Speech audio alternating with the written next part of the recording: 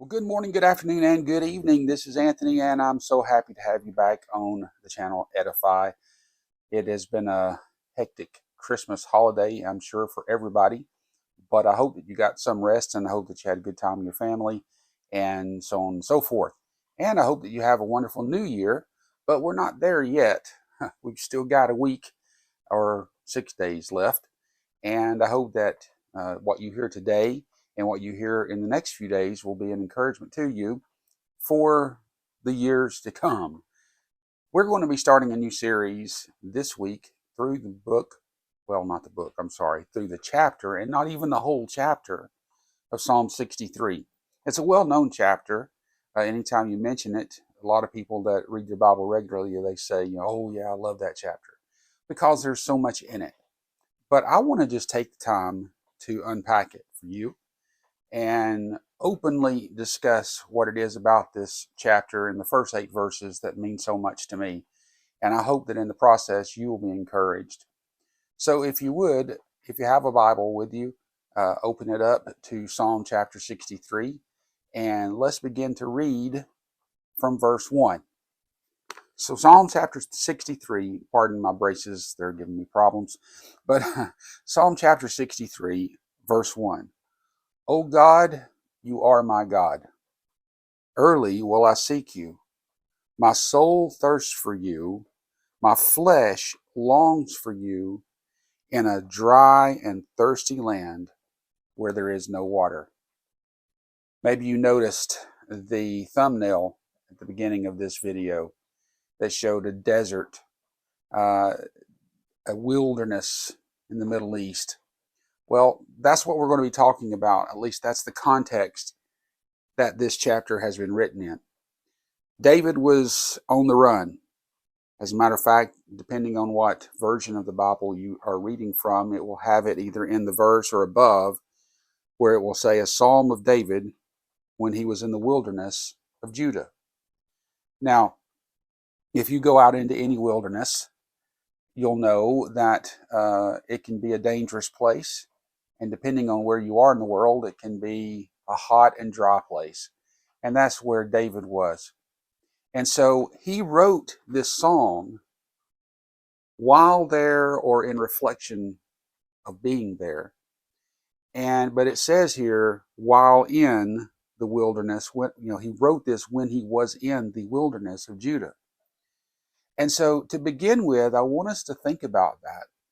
Let's not go over that too quickly. David wrote a song while he was in the wilderness. If you can analogize, if you can draw comparisons between a wilderness and maybe where you are in your life, then maybe you can put two and two together and see how that this was a strange thing to do, but an encouraging thing for us. Normally, if we're in a wilderness where there is no water, where there is no food, where there's nothing but desolation and danger, the last thing we're going to do is sit down and compose a song. But if we do, it's probably going to be one of these old, country or Western songs that you hear, the cowboys play with their guitars. And it's like, oh, woe is me out in the desert, I'm going to die. And that's typically the way we are when we get out there in the wilderness. But David did something here that should encourage us. He focused on praise. He focused on what was good. He focused on the fact that there is a God, that this is a personal God, and that he can still thank him for what he has done and what he's going to do, but he's also going to thank him for the things that matter most. And it's not the temporal, tangible things of this earth. You see, being out in the wilderness means that you don't have your stuff.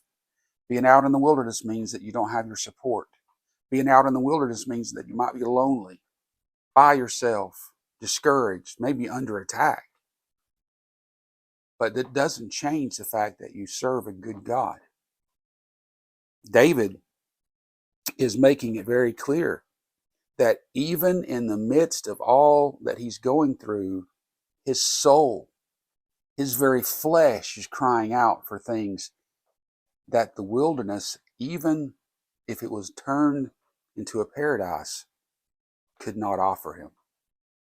And that's what God can give. Well, we're going to get into this a little bit more tomorrow, and I hope that you come back. But think about that. Where you are in your life. Can you put everything aside and stop and think about that no matter what else is going on, you still have a good God that loves you and that takes care of you, and the preciousness of just being in His presence, even in the wilderness, is worth being there if that's where He's put you. Think about that for a little while and pray about it, and we'll get back together tomorrow right here on Edify.